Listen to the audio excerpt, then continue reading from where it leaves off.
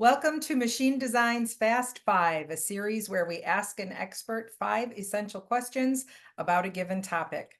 Today's topic is robot fleet management, and joining us is Dale Walsh, VP of Strategy and Innovation for Roboworx. So before we dive into the questions, why don't you briefly tell us a bit about Roboworx and your role at the company? So Roboworx is a robotic support company. We are focused entirely on supporting robots, and we focus on customer success, making sure that the end customer, the person who's writing the check for the robots, is receiving the value that they expected out of their investment in robotics. And we do that by handling things like implementation, installing, training, getting the robots up and running, preventative maintenance, which we feel like is really critical to the success of robot installs, certainly repairs, and even robot as a service financing. So we provide essentially the operations support for the OEMs to handle everything from installation through financing of their robots for them. All right, so I'm just going to go ahead and dive right in. And maybe to help our audience understand the diversity of robot fleets and the various tasks they can undertake, my first question would be, what types are available in the fleets? Is there a limit? What are their specific applications? Sure, that's one of the fun things about this part of the market is we get to work with a bunch of different robotic companies in a bunch of different environments. So we work with everything from warehousing and distribution centers, manufacturing, hospitality, which includes food service as well. So a lot of front of house robots, but also back of house robots, healthcare. So a variety of different environments, airports, hotels, casinos, all kinds of different spaces that we're working in today supporting robotics. Terrific. Okay, so question number two, let's talk about the reliability and maintenance of the robot fleets. Specifically, what about components and what are your top calls for service? Today, most robots are relatively reliable pieces of technology, but when you put them into the real world environment, that can certainly change. So, for instance, when we go into it, we have a customer in the warehousing distribution center space where they're moving apparel, which creates tremendous amounts of cotton dust. And so that dust gets into everything, as you might imagine.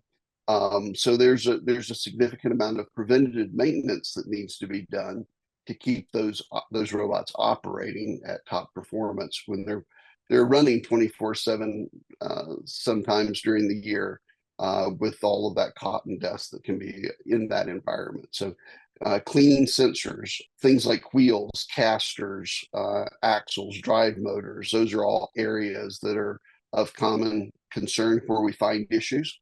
The thing that we focus on is doing preventative maintenance, though, to reduce those number of reactive calls. So we find by doing regular preventative maintenance, we can dramatically reduce those break fix calls. So we catch those issues before they cause a motor failure, for example. Is there a maintenance schedule? Does it depend on how the robots are being used? Is it every, Yeah. 2 months, 6 months? Yeah, great question. Most of our mobile robots, and we do both mobile robots and fixed, but most of what we support today are mobile robots. Most of the mobile robots are on quarterly preventative maintenance schedule, and we work whatever the schedule is based on whatever the OEM recommends for that. Now that may change depending on the environment that the robot's in, but in general, the OEM provides us a schedule of what duties to perform, what things need to be replaced, what things need to be cleaned, what things need to be lubricated, all of those type of things on a generally a quarterly basis. We have a couple that are less frequent, a couple that are more frequent, but most of them are on a quarterly basis. Okay, great. So let's go back to before people are using the robot fleet. So because robots are capital intensive, what key objections do customers tend to have about robot adoption, and how are they overcome? Yeah, it's a great question. When a lot of times when people are looking at making a robot purchase, they let's just say they whatever the industry is, they find a robot that they like. The first question is going to be about the OEM themselves. Can they support this robot?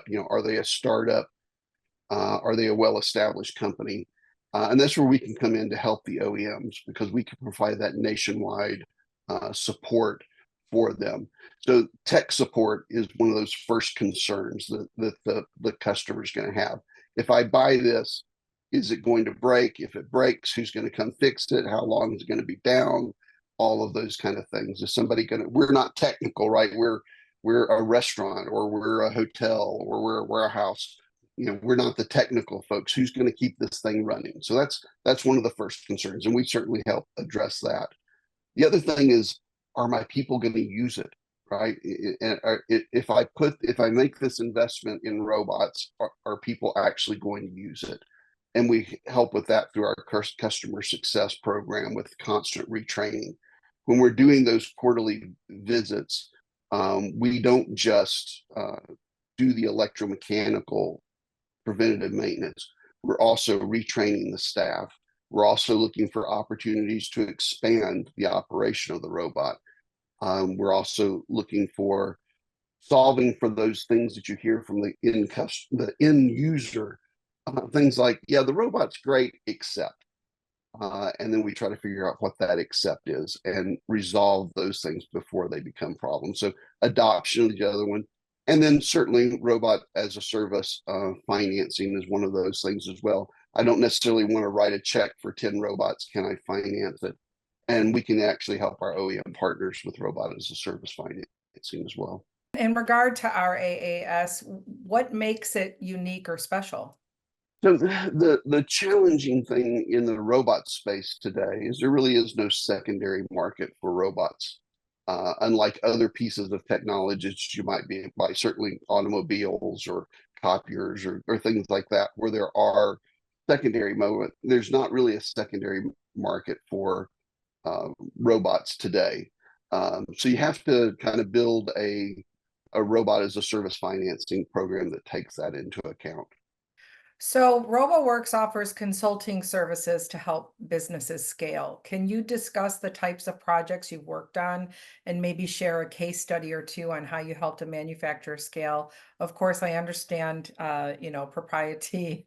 If they have proprietary robots on their fleet, obviously you don't have to give names of companies, just in general. Sure, absolutely. And we have a case study that's going to be coming out soon on warehousing distribution center. But I'll talk a little bit about a different customer for a moment, a different partner who works in the hospitality space. So hotels, casinos, airports, restaurants, those type of environments, also in the healthcare space as well. When we started with this partner, they didn't do any preventative maintenance on their robots. They were purely reactive. Maybe the customer could do some preventative maintenance, but that really wasn't happening either, given the nature of the locations where they were placing the robots. So when we came in, we brought the entire fleet up to begin preventative maintenance on them.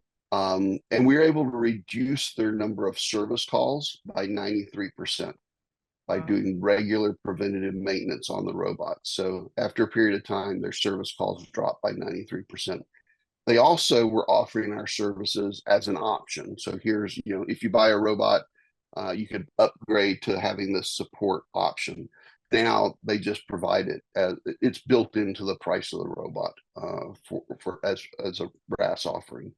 We're now just they're part of their standard offering instead of an option because it was so successful and dropped those on demand calls by such a large amount that it's now just a standard offering for them. Oh, that's perfect. Okay, great. So let's move on to question 5. What are the future trends in robotic fleet management that you foresee impacting the industry? I think probably one of the biggest one is design for serviceability.